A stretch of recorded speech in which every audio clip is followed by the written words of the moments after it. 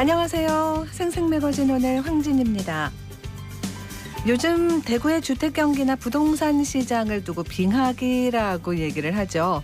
6월 주택 통계를 보면 매매는 1,100여 건, 지난해 6월과 비교하면 60% 정도가 줄었는데요. 대구에는 5,400여 개 부동산 중개업소가 있습니다. 그래서 단순 수치를 본다면 5곳 중에 4곳은 단 한 건의 매매 거래도 없었다는 겁니다. 집을 살 사람이 움직이지 않는 이런 상황이 계속되면 2, 3년 안에 중개업소 30%는 폐업 위기에 내몰리고 2만여 명의 종사자들은 생계가 흔들릴 거라는 진단도 나옵니다. 전세 시장도 거래가 줄기는 마찬가지여서요. 8월 들어서 대구의 전세 가격은 0.18% 떨어졌고, 통계를 좀 자세히 보면 대출이자가 오르면서 전세가 월세로 옮겨가고 있습니다. 주택가격 하락 속에서도 여전히 세입자들의 부담은 계속되고, 특히나 이전에 높은 가격으로 형성된 전세거래 후유증도 나타나고 있는데, 오늘 어쨌든 경제에서 임대차 보호법을 통해 세입자 피해를 줄이는 방법 알아보겠습니다. KBS 대구 1라디오 생생매거진 오늘 8월 16일 화요일 순서 시작합니다.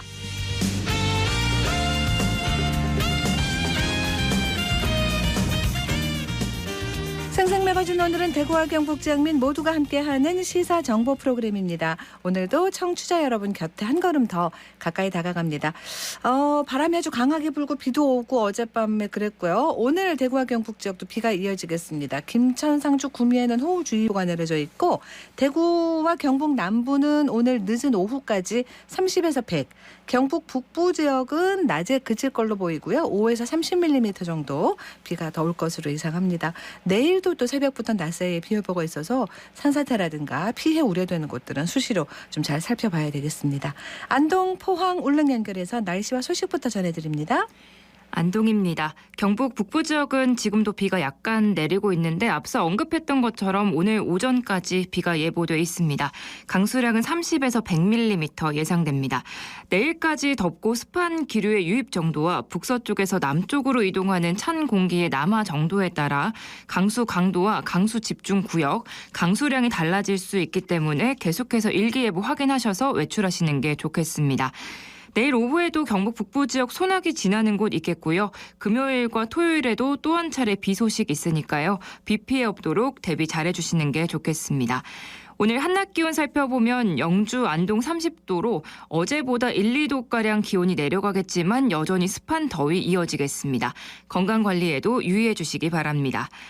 의성군이 중소기업의 운전자금 융자 규모를 대폭 확대해 자금난에 시달리는 중소기업의 경영 안정화를 적극적으로 지원합니다.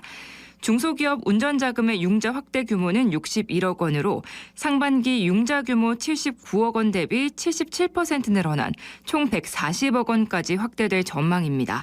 또한 군은 융자 규모의 확대에 따라 지급할 2차 보전금 또한 추가로 편성하기로 했습니다. 이처럼 융자 규모의 확대는 코로나19를 비롯한 경기 침체 요인으로 인한 지역 중소기업의 경영 악화와 하반기 추석 명절과 연말을 앞두고 융자 수요 증가를 예측해 추진하는 건데요. 심사를 통과한 기업은 1년 거치 약정 상환의 조건으로 최대 3억 원, 우대 업체는 5억 원의 융자가 가능하고 최초 1년간 3.5%의 이자를 지원받게 됩니다.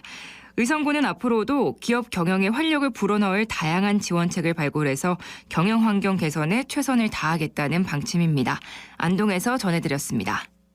이어서 포항입니다. 어젯밤부터 경북 동해안에도 비가 왔습니다. 오늘 오후쯤 그쳤다가 내일과 주 후반에도 비 소식 들어있는데요. 이번 주는 계속 비가 내렸다 그쳤다를 반복하겠고 지역별 편차도 크겠습니다. 기상정보 자주 확인해 주시고요. 우산 하나씩 챙겨 다니시는 게 좋겠습니다. 비가 오면서 폭염특보는 해제됐습니다. 오늘 낮 기온 30도에서 32도로 어제보다 1도에서 5도가량 낮겠습니다. 신라 고분 중 유일하게 무덤의 주인을 알 수 있는 경주 신라 금관총이 현대적인 전시 공간으로 복원 정비돼 오늘 일반에 공개됩니다. 경주 노서동에 있는 금관총 보존 전시 공간은 지상 1층 576.9제곱미터 규모로 신라 고분을 현대적으로 재해석한 공간인데요. 시설 내부에는 국내 고분 정비 사상 처음으로 돌무지 덧날 무덤의 주요 축 목조 구조물인 목조 가구를 실물 크기로 재현해 놨고요.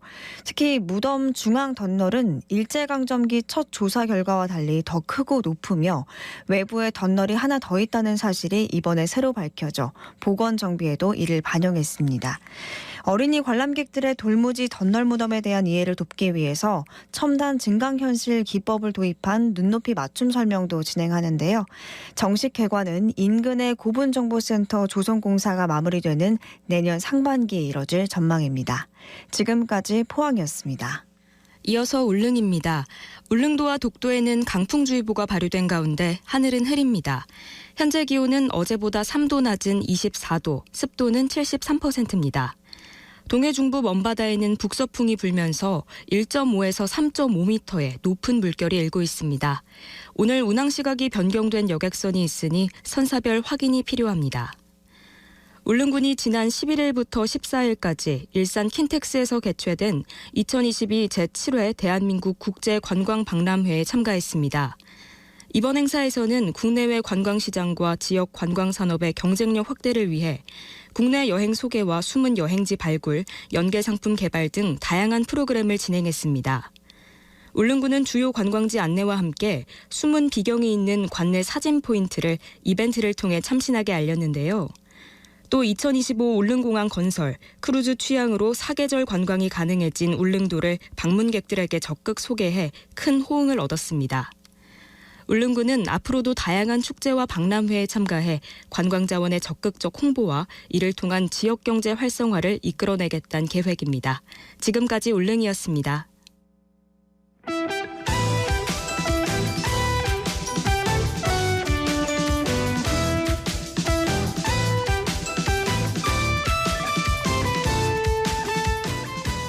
네, 오늘을 보는 키워드 뉴스 화요일에는 매일신문 구민수 기자와 함께합니다. 어서 오세요. 네, 안녕하십니까. 네, 첫 번째 키워드로 갈까요? 네, 803 케이블카입니다. 네, 이렇게 대구시장 공약 사업인데 환경단체는 지금 반발하고 있고요. 네, 생태계 파괴 등 부작용이 우려되고 환경부 지침에도 위배가 된다는 건데요. 네. 대구환경운동연합은 전혀 실효성이 없는 사업이라고 평가절하했습니다. 네. 평소에도 많은 사람이 올라오는데 케이블카로 더 많은 인원이 오면 안전 문제도 생긴다고 지적을 했고요. 네. 환경부 지침과도 맞지 않다고 주장했습니다. 예. 중요한 생태 경관 자원과 전통 사찰은 주요 봉우리를 피하고요. 기존 탐방로와의 연계를 피할 것을 지침에 명시하고 있습니다. 지금 홍준표 대구시장이 이 사업 추진하겠다는 의지를 밝힌 거예요, 확실히? 네, 지난 8일 기자간담회에서 노약자들도 갓바위를 찾을 수 있도록 케이블카를 설치할 필요가 있다고 했습니다. 대구시장 인수위 단계에서 내놓은 대구 미래 50년 정책 제안서에서도 803 낙타봉 및 갓바위 등의 케이블카 설치를 추진하겠다고 밝혔습니다. 예. 대구 대표 명소인 803에 케이블카를 설치해서 편리하고 안전한 이동 수단을 제공하자는 취지입니다. 그럼 예전에 이 얘기는 나왔었던 걸로 알고 있는데요. 네네네. 뭐 예전에 이렇게 나왔던 어떤 그런 안대로 그렇게 가는 거예요? 네, 밑그림이 그려져 있는 상태인데요. 네. 갓바위 케이블카는 갓바위 집단시설지구에서 관봉 서편까지고요. 네. 낙타봉 케이블카는 803 케이블카 정상에서 낙타봉 구간까지 이렇게 밑그림이 있고요. 네. 대구시는 내년까지는 기본적인 조사를 하고 2024년부터 본격적인 사업을 추진할 계획입니다. 케이블카 설치를 위해서 환경부 지침 변경을 건의하는 작업도 병행할 예정입니다. 알겠습니다. 다음 키워드는요? 네, 임금 명세서입니다. 무슨 얘기예요? 네, 지난해 11월 시행된 근로기준법 개정안에 따라서 사업장의 규모, 계약 형태와 관계없이 사용자는 모든 노동자에게 임금 명세서를 교부해야 합니다. 네. 그런데 법 개정 이후 8개월간 고용노동부가 신고받은 위반 사건은 모두 854건이었는데요. 이 중 과태료를 부과한 건수가 5건에 불과했습니다. 임금 명세서 교부 의무를 위반할 경우 최대 500만 원의 과태료를 부과해야 하지만 네. 노동부에서 법을 제멋대로 적용하고 있다는 비판이 나오는 대목입니다. 그러니까 위반 사건이라 그러면 임금 명세서를 네. 안 줬다는 거잖아요. 그렇죠. 예. 네. 그러면 내가 얼마를 받는지를 모르는 사람, 그 노동자들이 많다는 거예요? 네, 그렇죠. 특히 일자리가 불안정할수록 사업장 규모가 작을수록 급여 수준이 낮을수록 이런 피해에 노출되는 비율이 높은 것으로 나타났는데요.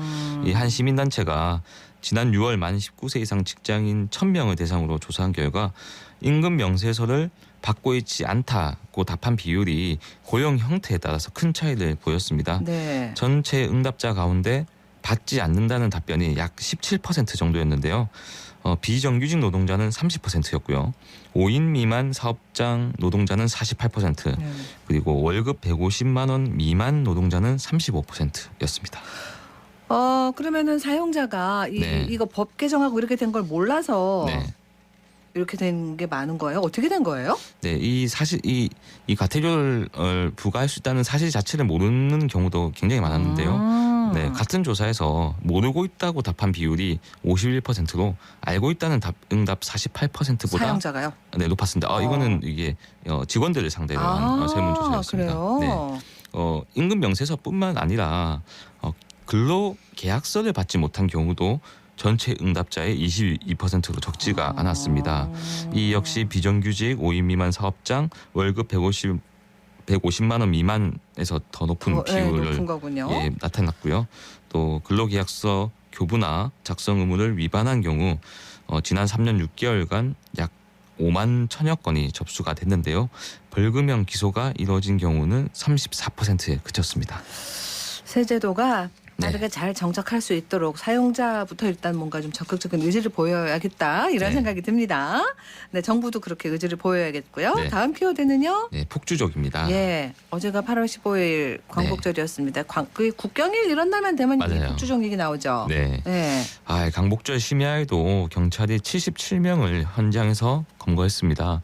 달서구 볼리 내거리, 동구 파티마 삼거리 등에서 대열 형성을 시도하다가 경찰의 제지로 무산이 됐고요. 네. 대구뿐만 아니라 경북에서 활동하는 폭주족들도 대거 가담한 것으로 조사됐습니다. 이날 유튜브와 온라인 커뮤니티에는 위험천만한 폭주 행위를 담은 영상이 다수 올라왔습니다.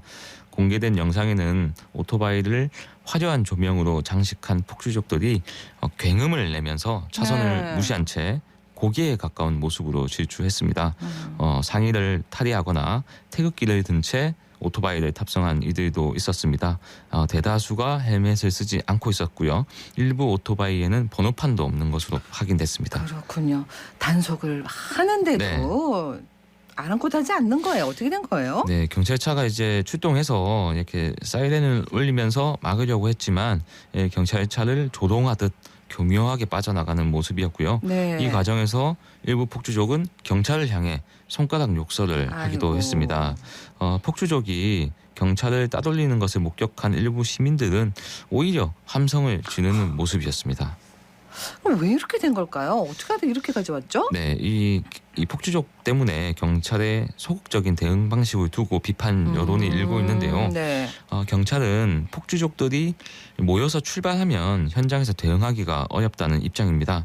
도주하는 폭주족들을 뒤쫓는 과정에서 사고가 날 가능성이 높고요.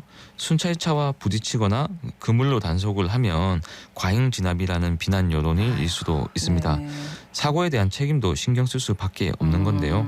실제로 지난해 대구에서 10대 폭주족이 단속 경찰관을 상대로 손해배상 소송을 제기한 사건도 있었습니다. 그랬어요? 네, 결과는 나왔습니까? 네, 지난 2019년이었는데 네. 4월이었는데요.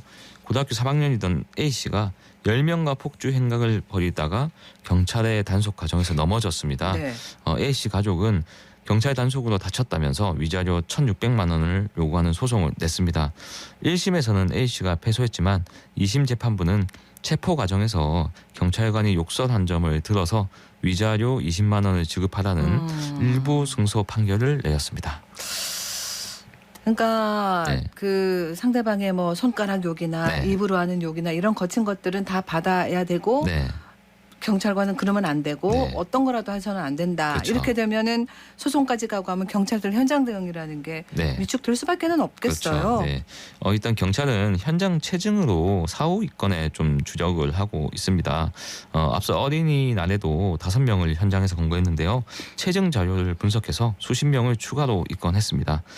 이들은 도로교통법상 공동위험 행위로 처벌을 받고요. 코로나19 여파로 배달 오토바이가 증가하고 10대 운전자가 많아지면서 폭주족들도 기승을 부리고 있습니다. 예. 조기에 단속할 수 있는 방안이 마련돼야 할 것 같습니다. 맞습니다. 다음 키워드는요. 네, 지방시대위원회입니다. 지방시대위원회? 네. 예. 낯서네요, 이름이. 그렇죠. 네. 윤석열 정부의 국가균형발전 국정과제와 정책을 총괄할 위원회인데요. 다음 달 출범을 앞두고 있습니다. 기존에 있던 국가균형발전위원회와 자치분권위원회를 통합했고요. 우선 김사열 대통령 직속 국가균형발전위원회 위원장이 오는 18일쯤 사퇴 의사를 밝힐 예정인데요. 초대 지방시대위원회 위원장으로는 우동기 대구가톨릭대 총장이 유력하게 검토되는 그렇군요. 것으로 전해졌습니다. 이게 뭐 단순 자문기구입니까? 어떻게 되는 거예요? 뭐 권한도 있고 그런 조직이 되나요? 네, 좀 강력한 권한이 있으면 좋겠다는 지적이 많은데요. 네. 지방시대위원장을 부총리급으로 격상해야 한다는 이야기가 많습니다. 또 총괄 집행 기능을 갖춘 부총리급 행정위원회로 격상을 해서 일원화된 어떤 강력한 추진 체계를 갖춰야 한다는 건데요. 네. 심의기구와 행정위원회는 차이가 많이 난다고 합니다. 네. 향후 지방시대위원회는 윤석열 정부의 균형발전 정책을 총괄하는 동시에 지역 공약을 실천하기 위한 범부처 컨트롤 타워 역할을 할 것으로 보이고요. 예. 또 지지율 반등을 노리는 윤석열 정부의 제도약 키워드가 지방 분권이 되어야 한다는 목소리도 나오는 상황이어서 좀 출범이 주목받고 있습니다. 그러니까 정부 부처를 아우를 수 있는 어떤 강력한 집행 체계가 되는 게 그런 목적이라면 그렇죠. 예, 좀 헤쳐 나가야 될 것들도 많이 있겠습니다. 네, 어떤 기존처럼 자문기구로 가게 되면 균형 발전을 위한 추진 동력을 만들기가 그렇죠. 어렵고요. 예. 기존 두 개의 위원회가 약간 애매하게 통합하면 역할이 충돌할 가능성도 있습니다. 네. 이렇게 되면 제대로 된 역할 역량을 발휘할 수가 없고요. 역대 정부의 한계를 벗어나기도 어렵습니다. 하여튼 강력한 집행 기능과 시행력을 갖출 필요가 있습니다. 네. 마지막 키워드는요. 네, 민방위복입니다. 민방위복 노란색 그거 옅은 걸 네. 얘기하시는 거죠? 네, 바뀝니까? 네, 노란색 민방위복이 남색 옷으로 좀 바뀌는데요. 이번 네. 집중호우 때 행안부 장관이 좀 새로운 옷을 입고 와서 눈길을 끌었습니다. 네. 뒤에는 대한민국 이렇게 큰 글자가 쓰여 있고요. 왼팔에는 태극기, 오른팔에는 민방위 마크가 있습니다. 네. 색깔을 왜 바꾸는 거죠? 네, 이게 2005년부터 사용됐는데요. 네. 좀 방수나 이런 어떤 기능성이 굉장히 취약하다고 합니다. 그래서 용도에 맞게 비상근무용이나 현장 활용용 이렇게 좀 나눠서 근무복을 나누고요. 또 약간 디자인도 좀 바꿨고요. 또 본격적인 사용은 다음 주에 22일부터 25일까지 을지 훈련이 예정되어 있거든요. 네. 그때 한번 좀 시범적으로 착용이 될 것 같습니다. 그럼 이제 색깔이 바뀌어서 다 또 이렇게 되는 네. 거군요. 네. 알겠습니다. 오늘 여기서 마무리할게요. 고맙습니다. 네, 감사합니다. 화요일 키워드 뉴스 매일신문 구민수 기자와 함께했습니다.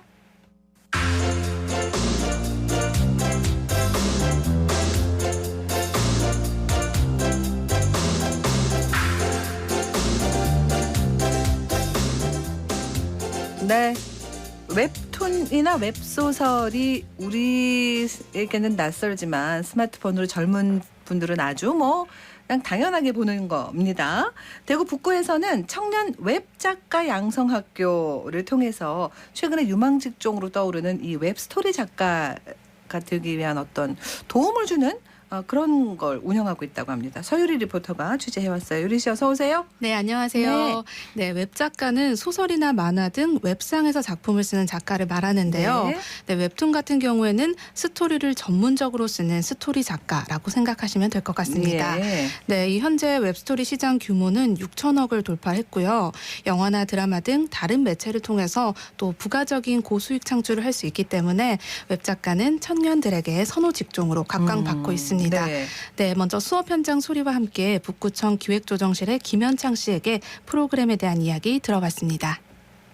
모든 이야기에는 장르가 하나만 있는 게 아니다. 여러 개 있다. 그중에 내가 생각하는 대표적인 장르를 쓴다. 자, 그리고 작품 형식과 분량, 이거는 사실 웹소설은 분량이 중요하겠죠. 기본적으로 5,000자예요. 매일 회마다. 웹소설은 일주일에 보통 5번 연재하시는 분들이 많아요. 이게 이유가 있습니다. 일주일에 한 번 연재하는 사람하고 5번 연재하는 사람하고 독자 수가 5배 차이가 아니에요. 10배, 50배 차이가 납니다. 한 번만 하면 사람들이 안 받으잖아요. 매일 해야지 매일 와서 이게 늘어나거든요. 이 사업의 부제가 디지털 이태원을 꿈꾸다인데 여기서 이태원은 우리 구 읍내동 출신의 소설가 이태원을 의미합니다. 이 제목은 과거 1970년대 자유문인을 표방하며 당대 지성임을 자처하던 이태원 작가와 같이 청년들이 디지털 시대에 선도적 역할을 하는 웹 작가를 할 수 있도록 양성하는 것입니다. 수강 인원은 10명 내외 소수의 인원을 모집해서 강사와 더 많은 커뮤니케이션 기회를 가지고 수강생 개인별로 짧게나마 창작 활동과 평가 등 즉각적인 피드백을 할 수 있도록 하였습니다. 좋은 프로그램이네요. 네, 맞습니다. 네. 이 수업이 총 6회로 진행이 되고요. 웹툰 스토리 개요, 캐릭터 제작법, 스토리의 구조까지 익히고요. 또 기획서를 직접 제작해보고 개인 작품을 피드백해주는 것까지 수업을 통해서 할 수 있다고 합니다. 네. 또 마지막 시간에는 지역 출신의 인기 작가를 초빙해서 특강도 진행을 하는데요. 선배 작가의 삶과 고충, 노하우를 공유하는 것에 초점을 두고 이 프로그램 준비했다고 합니다. 네. 그럼 수업을 진행한 스토리 작가 김병철 씨의 이야기 들어보겠습니다.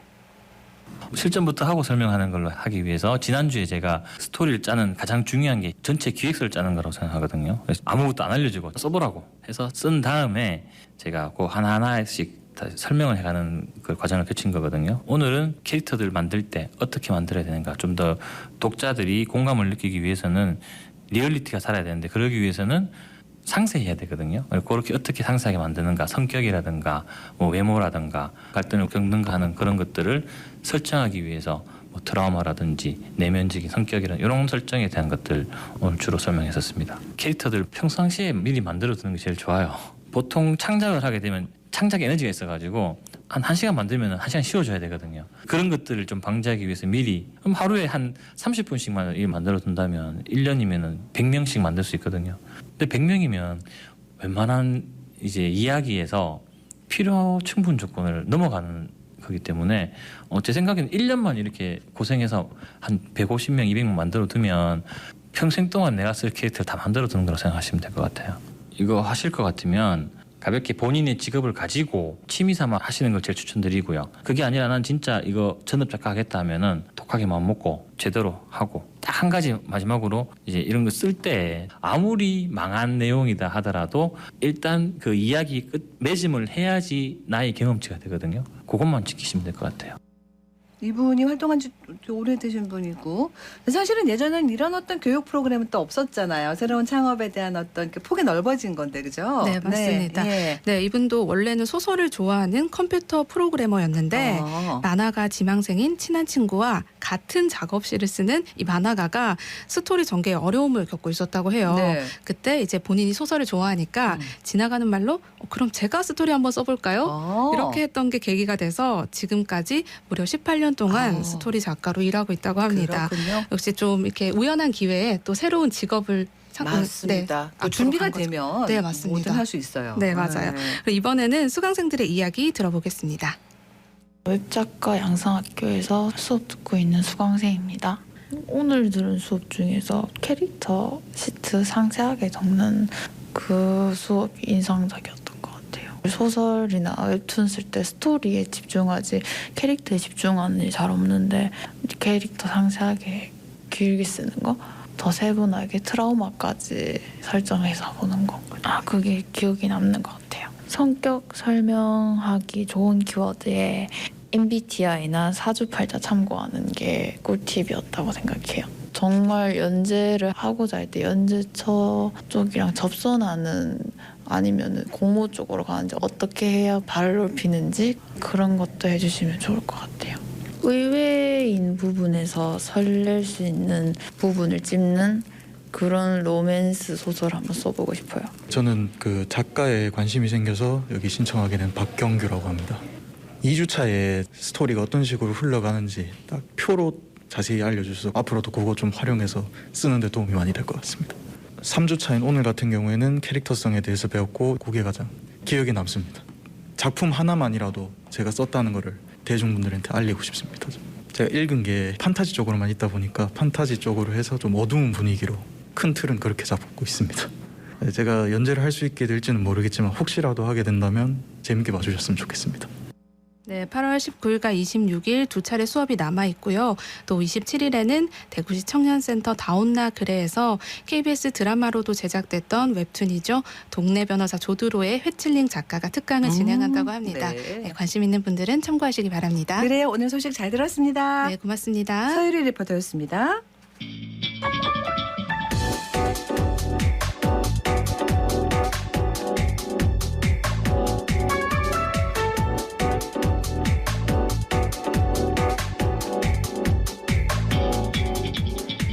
묻고 듣고 생각과 마음을 나누는 방송. 지금 여러분께서는 대구 경북을 보고 듣는 생생 매거진 오늘을 함께하고 계십니다.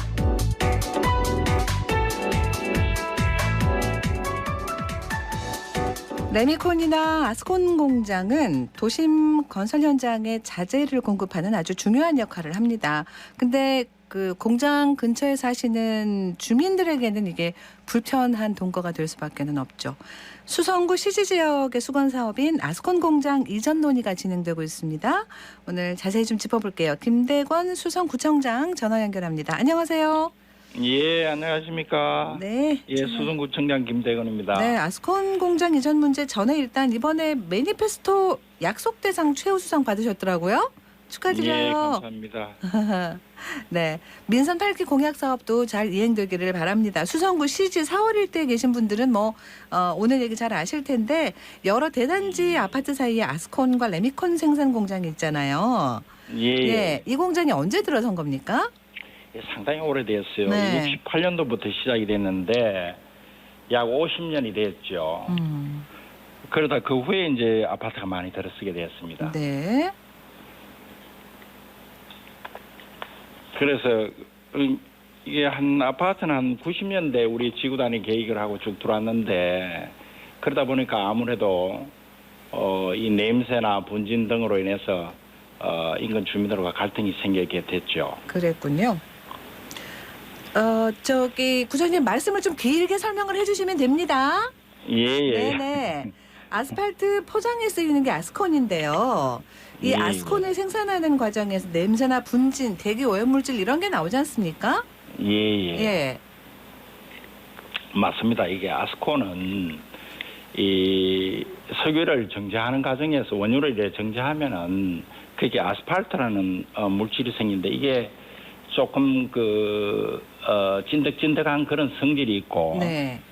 그런 아스팔트를 토대로 해서 자갈 모래에 이게 포장용 체험제가 있어요. 네. 이게 석분 이런 것들을 섞어서 가열시키고 이것을 혼합해서 이걸 재료로 해서 이제 저희들이 도로 포장으로 쓰거나 또 주차장을 포장하는데 이렇게 사용하고 있습니다. 네네. 아무래도 이 공정 과정을 거치면은 냄새도 나고 또 이게 분진도 생기고 거기에서 대기 오염 물질 이제 끓이는 과정에서 가열시키는 과정에서 대기 오염 물질도 발생하는데 이런 업체들은 특히 그 환경 시설 기준을 배출 방지 시설들을 이렇게 만들고 생산하게 돼 있습니다. 네.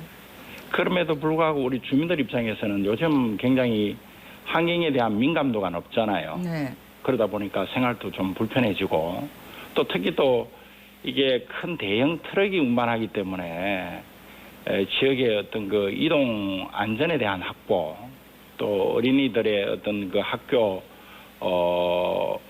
가는 어떤 그런 길에서의 어떤 방해 이런 것들이 작동을 해서 네. 주민들이 굉장히 우려하고 있고 이 우려를 저희들이 반영해서 그동안에 많은 협의를 해오게 되었습니다. 네.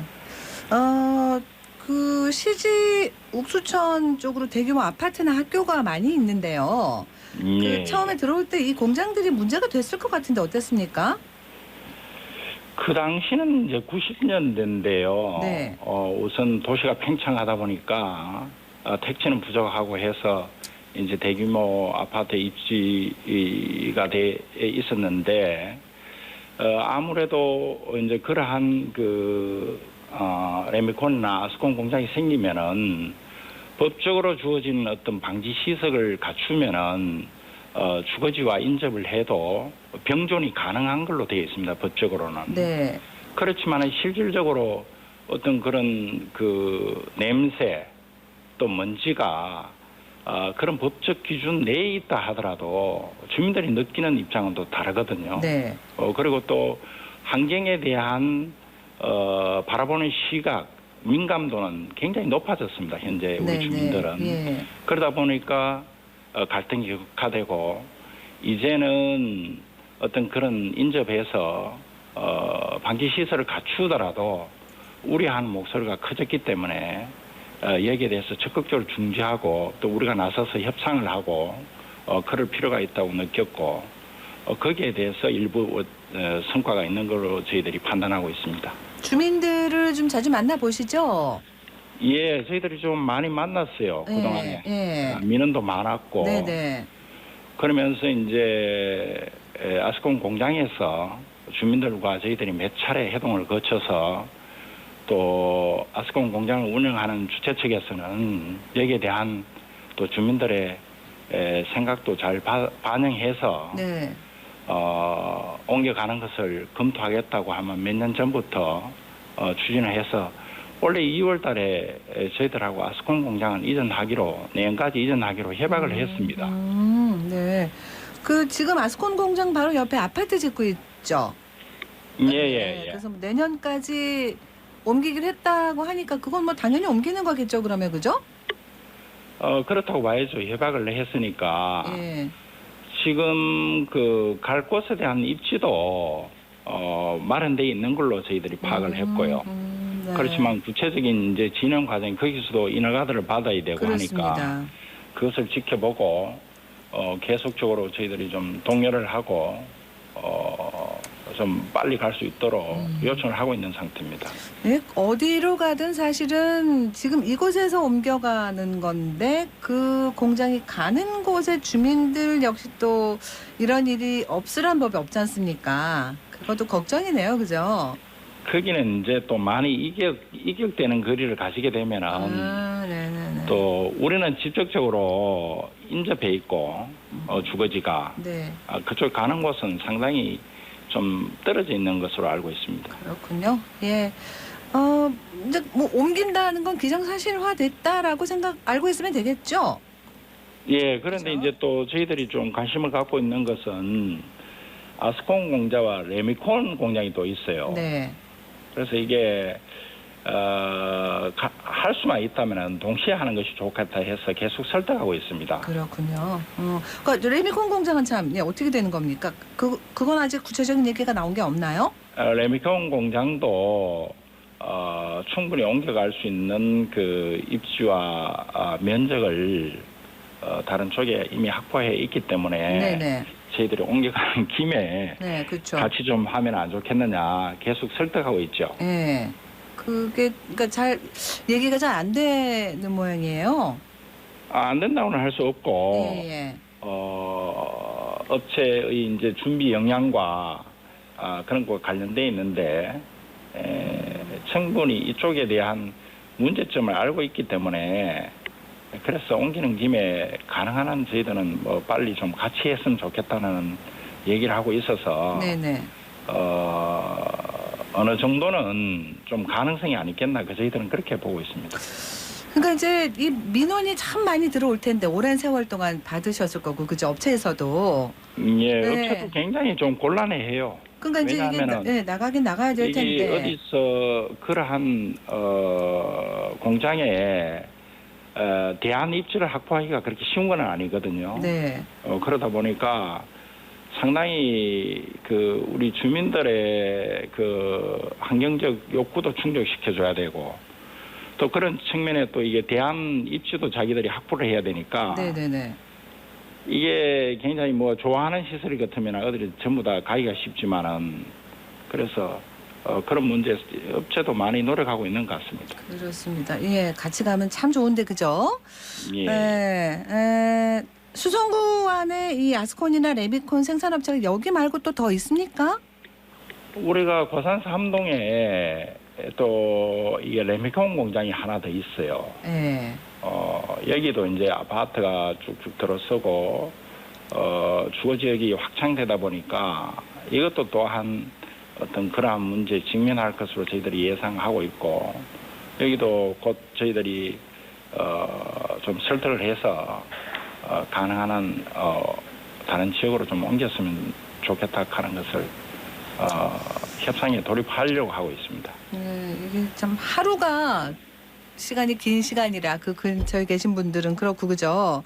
그래서 예, 이 도심 내 가장 큰 문제는 아스콘이고요. 맞습니다. 아스콘이 냄새가 많이 나기 그렇죠, 때문에 그렇죠. 거기 이제 특히 대기 오염 물질들이 발생할 수 있다는 그런 가능성이 있어서 네. 그게 가장 큰 문제인데 그거는 이제 또 우리가 협약을 했고 그다음에 이게 레미콘 공장은 특히 이제 먼지하고 또 대형 트럭들이 우리 주거 지역으로 맞습니다. 왔다 갔다 하다 보니까 그렇죠. 이게 도로의 안전 문제 맞아요. 여기에다가 좀 굉장히 좀 우려를 하고 있어요. 그래서 이제 이 옮기기 전까지 이 구청이 어떻게 보면 관할 지역이니까 관리를 좀 꼼꼼하게 해주셨으면 하는 게 주민들의 또 바람일 수 있거든요. 예, 맞습니다. 예, 그런 부분을 잘 좀 챙겨주십사 제가 부탁을 드리고 싶네요. 예. 저희들도 협상에 최선을 다하겠습니다. 알겠습니다. 오늘 말씀 여기서 마무리할게요. 고맙습니다. 예, 감사합니다. 네, 김대건 수성구청장과 얘기 나눴습니다.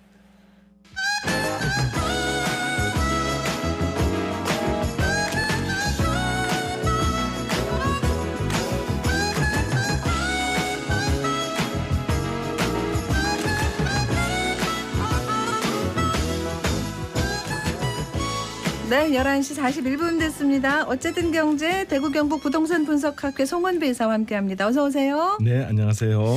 우리나라 전체 가구 중에 한 42%가 세입자로 살고 있습니다. 그래서 정부가 임대차 입법을 개정한다고 나서긴 했는데 전세값이 떨어지면서 또 폐지를 바라는 목소리도 작아졌어요. 네. 오늘 주택 임대차 보호법에 대해서 좀 얘기해 주시겠다고 했습니다. 그러니까 임대인, 임차인 뭐 이렇게 어렵게 얘기하는데 우리는 그냥 세입자라고 하잖아요. 그렇죠? 네네. 집주인 뭐 이렇게 하고. 근데 이제 세입자들은 늘 그 걱정이에요. 돈 떼이거나 사기 당하거나 뭐 이런 것 때문에 그죠? 네. 네. 하여튼 그렇다 하더라도 이 집주인이 여러 가지 경우가 있는데 이제 집주인이 이제 밀린 세금 때문에 또는 은행에 빌린 돈을 갚지 못해서 이제 임차인 세입자가 이제 피해를 보는 경우가 이제 대표적입니다. 네. 우선 이제 세금 때문에 하는 경우에는 이제 한국자산관리공사에서 임대인의 세금 공과금을 체납 시에는 이게 이제 공매가 되는 겁니다. 공매로 해서 이제 체납 세금을 회수를 하는 거고요. 이때 이제 주택을 처분한 금액으로도 임대인이 밀린 세금을 충당하지 못할 경우에는 세입자는 보증금을 돌려받을 수 없게 됩니다. 네. 올해 7월까지 임대인의 세금 미납으로 세입자가 돌려받지 못한 보증금이 122억이라고 합니다. 하여튼 피해를 입지 않으려면 이 전세 계약을 체결할 때 꼭 임대인의 국세 완납을 확인해야 되는데 임대인들이 좀 굉장히 꺼려하는 부분이 있습니다. 그렇죠. 그러니까 우리 그때 뭐 예를 들면은 우리 예전만 해도 확정일자라든가 뭐 이런 거 받으면 된다고 했는데 그것도 아니라는 거잖아요. 그렇죠. 그러니까 국세 완납을 확인해야 된다. 네. 네, 알겠습니다. 왜 그러냐 하면은 네. 이제 개인이 사업을 하다가 뭐 부가가치세라든지 이런 걸 미납하게 되면은 네. 이게 이제 개인이 가지고 있는 주택으로 해서 이제 압류가 들어오게 됩니다. 그렇군요. 그러니까 세입자가 피해 입지 말라고 이 주택 임대차 보호법을 개정을 한 건데 여전히 허점이 있다는 겁니다. 그래서 개정이 반복되나 봐요. 네. 이 이제 주택 임대차 보호법은 1981년도에 제정되었는데요. 이제 주택 임대차 보호법은 이제 우리가 사회적 약자라고 보는 임차인, 즉 세입자의 이제 권리를 보호함으로 국민 주거 생활의 안정을 위해 제정된 법률입니다. 네네. 주거용 건물의 임대차에 관한 민법의 특별법으로 이제 규정을 하고 있습니다. 예. 우리가 이제 2020년에 개정된 임대차 3법도 임차인의 권리 보호를 한층 더 강화한 것이죠. 네. 그래서 임대차 보호법은 특별법 우선 적용 원칙 하에 민법에 우선하여 적용하고 또 강행 법규이기 때문에 이 법에 어긋나는 내용은 계약이 무효가 됩니다. 40년이나 흘렀습니다. 주택 임대차 보호법이 시행된 게 그죠? 민법의 특별법이라는 거네요. 네네. 그 이유가 있습니까? 네, 이 현행 민법에도 이제 전세권과 임대차에 관한 규정은 있으나 이들 규정은 주택뿐 아니라 동산을 포함한 넓은 대상을 포괄하고 있습니다. 그래서 이제 민법상에 세입자가 자신의 권리를 보호하기 위해서는 전세권 설정이나 임차권 등기를 해야 되는데 집주인들이 주택의 담보 가치가 하락하는 것을 염려해서 등기를 동의해주지 않는 경우가 많습니다. 이제 민법상 등기하지 않은 전세는 2순위에 해당되는 채권으로 우선 변제권이 없기 때문에 임차인들이 고스란히 피해를 입게 됩니다. 그래서 이제 1981년도 주택 임대차 문제를 해결하기 위해 민법의 특별법으로 제정되어서 임대차 기간의 보장, 대항력의 확보, 임차 보증금의 해소의 보장 등 세입자 이제 보호 규정을 강화하는 것이 주택 임대차 보호법입니다. 네. 경매에 넘어가게 되면 대항력 있는 임차인이 있다 없다 이거부터 먼저 본다. 그렇게 얘기를 들었습니다.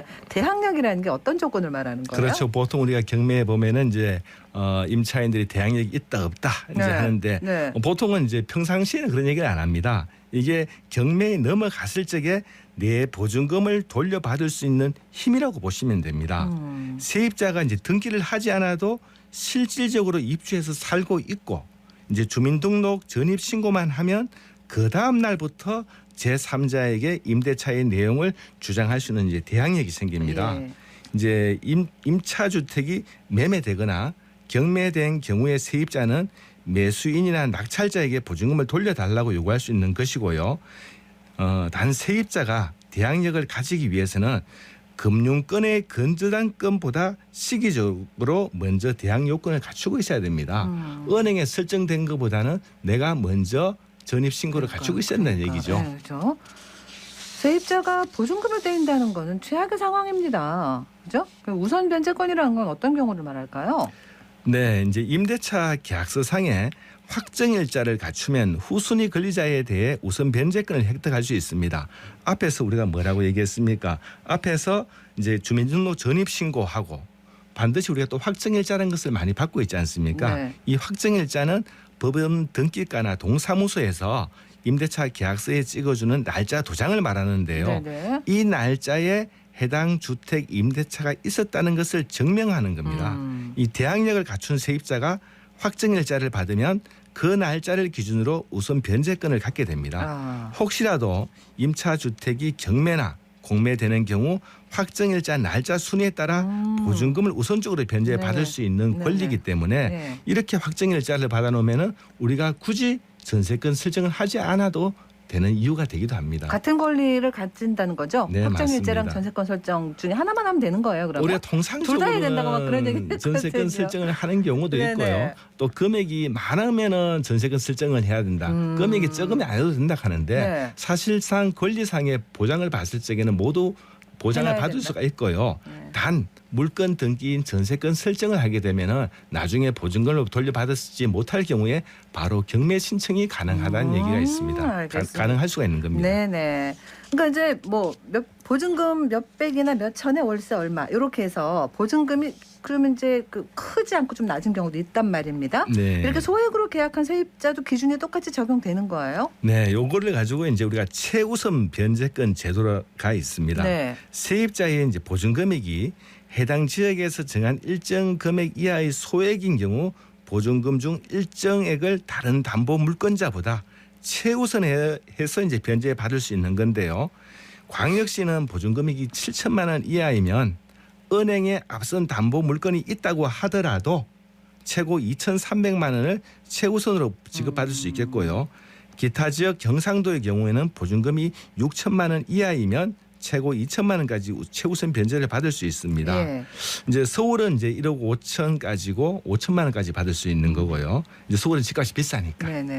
이 최우선 변제를 받기 위해서는 우선 경매 시 배당 요구 기간 내에 이제 신청을 해야 되고 경매 날찰 금액이 50%에 해당하는 금액까지만 우선 변제 효력이 있습니다. 그렇다는 얘기는 뭐냐 하면은 우리가 통상적으로 이제 7천만 원 이하다라고 가정해 보면은 아주 소액 임차인이기 때문에 앞에 있는 은행에 담보 물건이 있다 하더라도 먼저 최소한 생활할 수 있게끔 2,300만 원은 먼저 돌려준다는 얘기입니다. 그리고 또 나중에 이제 임대차 경매가 진행되더라도 또 우선순위에 따라서 내가 돌려받을 수 있는 금액이 늘어난다. 있을 수도 있겠고 아니면 없을 수도 있고 순위에 따라서 달라질 수가 있는 겁니다. 네. 임대차 기간이 끝난 후에도 보증금을 반환받지 못하는 일도 흔하게 있습니다. 이럴 땐 어떻게 해야 되나요? 네, 임대차 계약서에서는 우선 변제금과 저항력이라는 게 있습니다. 근데 세입자가 전세금을 받지 못한 채 그냥 이사를 나가 버리면 안 되죠. 또 아니면 주소를 뺀다거나 네. 이러면 우선 변제금과 저항력을 잃게 되는데요. 이런 경우에는 정말 길바닥에 앉을 수가 있습니다. 예. 이사는 가야 되겠고 또 보증금의 권리를 지키기 위해 세입자가 살던 집에 등기를 설정하는 제도가 임차권 등기 명령 제도입니다. 네. 이제 이거는 집주인의 동의가 필요 없이 법원이 이제 강제로 등기를 하는데 네. 임대차 계약이 종료되고 이사 가기 전에 하게 됩니다. 그래서 이제 보증금을 못 받고 이사 가더라도 네. 우선 변제금과 대항력을 잃지 않고 유지가 받는 되는 거고요. 거군요. 또 집주인이 보증금의 일부만 돌려줄 테니 입창권 등기를 취소해 달라는 경우에도 응해서는 안 되겠죠. 네네. 보증금 전부를 돌려받은 후 취소해 주는 게 맞습니다. 네. 그리고 이제 세입자 사정에 따라서 이게 뭐 2년 정해진 긴 기간이 아니라 한 6개월이나 1년 정도로 이렇게 계약 좀 해주시면 안 돼요? 이럴 수도 있거든요. 네. 네. 최소 기간 이런 게 또 따로 있습니까? 그 정하기 나름인데요. 네. 임대차 기간을 정하지 않거나 2년 미만으로 정한 임대차는 그 기간을 이제 2년으로 봅니다. 이제 다만 세입자는 2년 미만으로 정한 기간이 유효함을 주장할 수도 있겠고요. 또 임대차가 종료한 경우에도 세입자가 보증금을 반환받을 때까지는 임대차 관계가 존속하는 것으로 봅니다. 그래서 임대차 계약서 작성 시에 6개월이나 1년으로 기간을 정하였다면 세입자는 단기 기간을 주장할 수도 있는 거고요. 또 경우에 따라서는 길어진다면 2년까지는 임대차 기간을 보장받을 수도 있는 것이고 또 경우에 따라서는 묵시적 갱신이 또 이루어질 수도 있겠습니다. 네.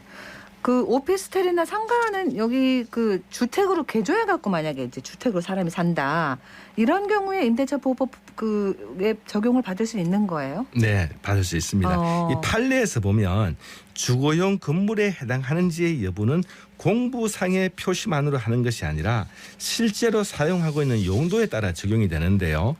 이제 또 건물의 일부가 임대차 목적으로 주거용과 비주거용으로 이제 겸용되는 경우에는 임차인이 그곳에서 일상생활을 영위하는지 여부 등을 고려해서 판단하는데 네. 예를 들어서 임대차 목적물이 공부상에는 소매점 식당으로 표시되어 있지만 방이 2개 있고 절반은 이제 식당 홀로 구성되어 있는 상태에서 세입자가 가족들과 함께 살면서 음식점을 영업한 경우라면 주거용 건물로 보고 임대차 보호법이 적용됩니다. 네. 그리고 이제 임대차 보호법은 굉장히 포괄적으로 적용해 주는데요.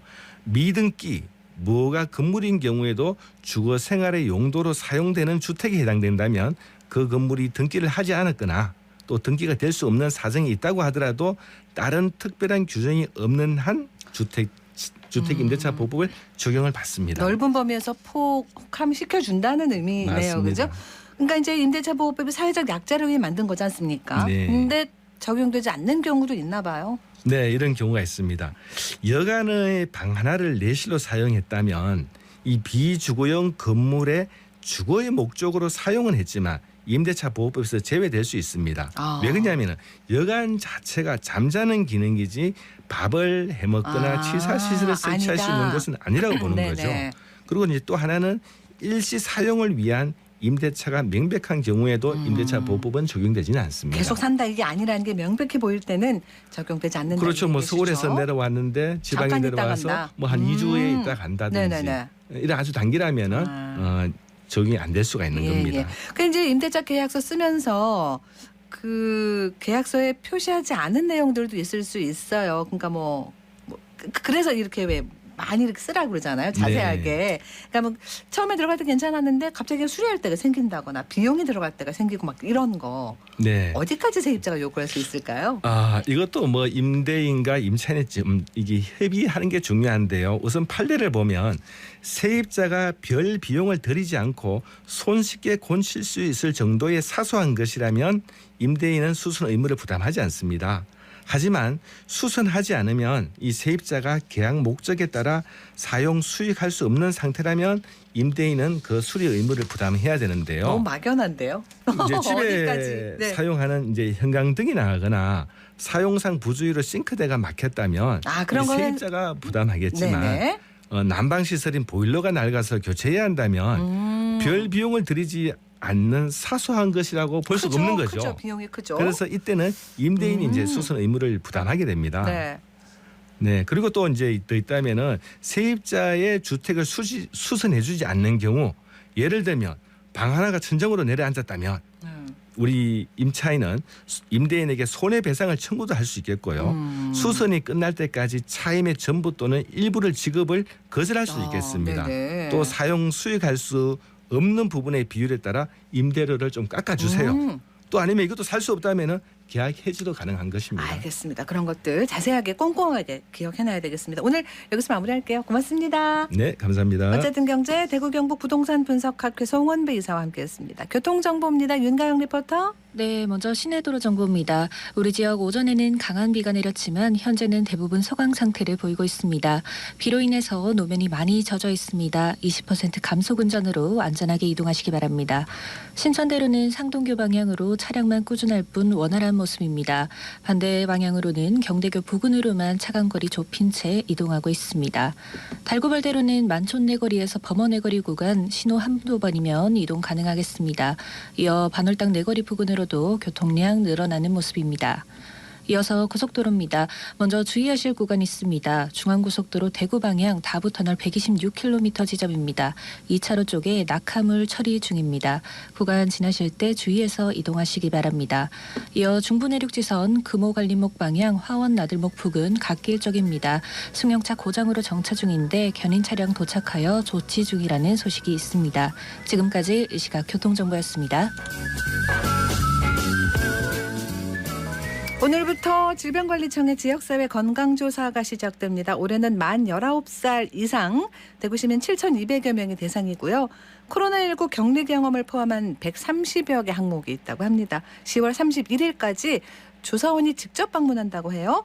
지역의 건강지표를 보는 중요한 통계가 되니까 대상되는 시민들 꼭 참여하시면 좋겠습니다. 8월 16일 화요일 생생매거진 오늘 여기까지입니다. 함께해 주신 여러분 고맙습니다.